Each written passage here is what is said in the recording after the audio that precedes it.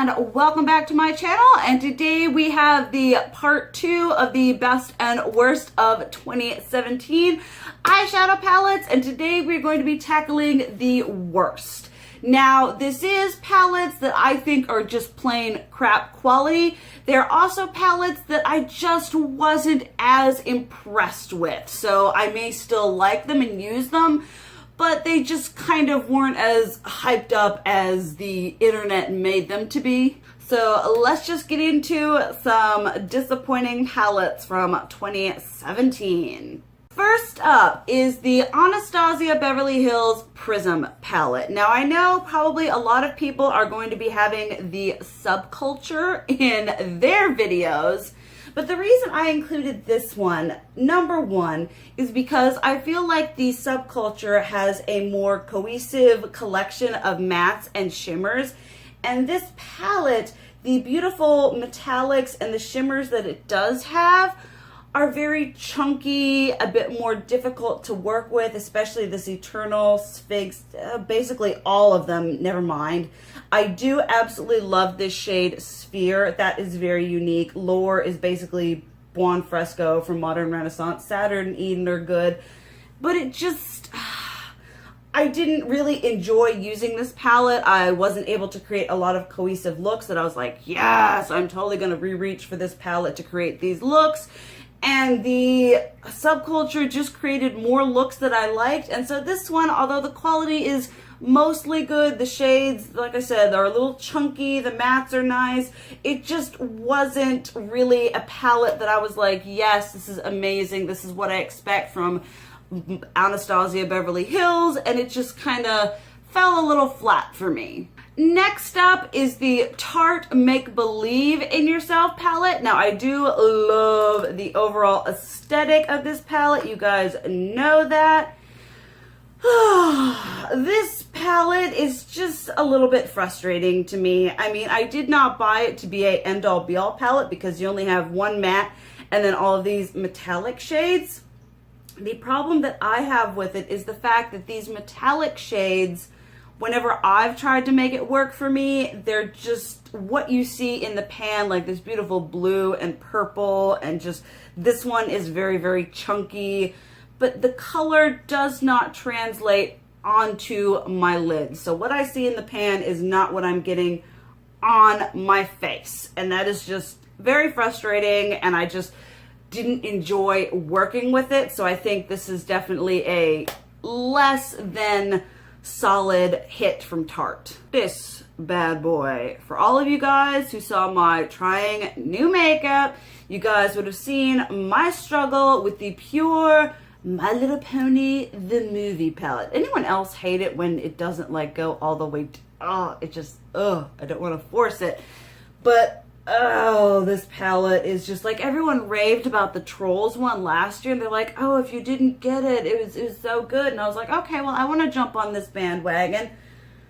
I have tried using so many color combinations with this. They're just lacking in pigmentation. The colors that I would use, like this pink, the blues, the greens, even this red, the yellow, they just didn't have a lot of pigmentation. I hated trying to blend them out. It was a nightmare to work with. This white shade is a joke, basically, and it's not a cohesive palette where you look at it and you're like, yes, I can get all kinds of different whatevers, and those like single standout shades that I would pull this palette for just don't perform. So this one was a total and complete fail. Next up is something that came out a lot earlier in the year. This is the Too Faced Natural Love palette, which was part of their, I want to say, spring collection. This was when they're like the Love Light Prismatic highlighters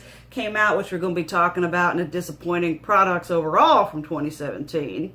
And I'm including this one not because the whole palette is a dud, because compared to like, you know, this palette, I can make it work and I can, you know, like the looks that I come up with.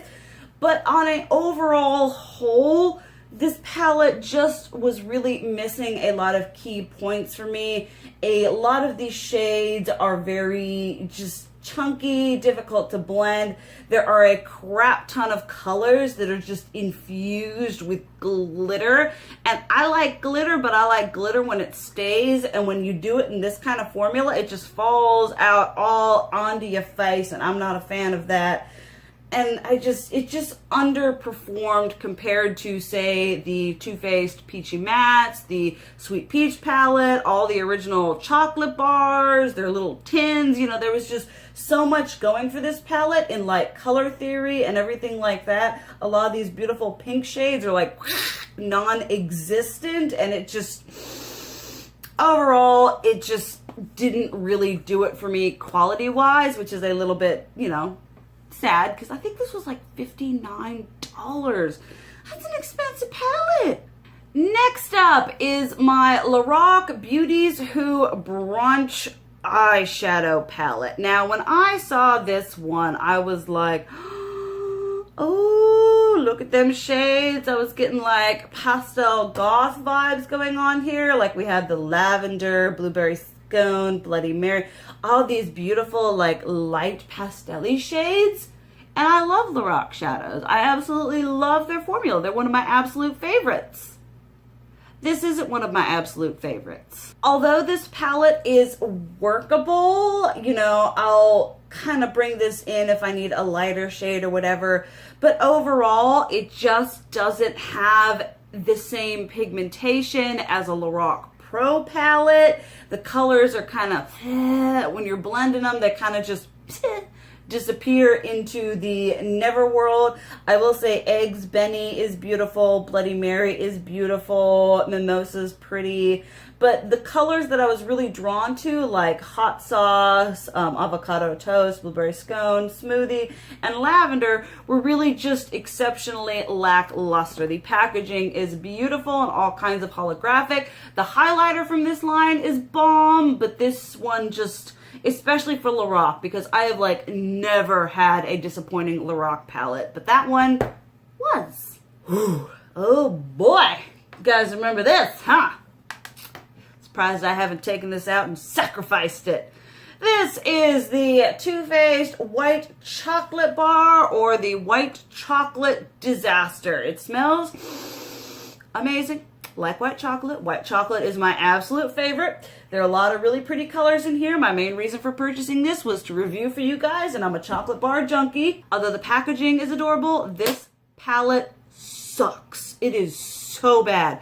I have tried to use it 7 or 8 times, and the quality is just not there. You would not know that this was a $49 palette. You would think this is, take the shades out, and you'd think they're any old whatever, you know, drugstore. You know, drugstore has been, Wet n Wild for $5 has better palettes than this. I mean, it's just, is so frustrating. The only look I could ever get out of it that I would be like, oh, okay with, is like this one right here, and then like this in the whatever, and just, but that's the exact same thing I would do with this, and it just, the pigmentation is absolutely horrible. The blendability is a pain. The color selection is just, I hate this palette. I hate this. This is like the worst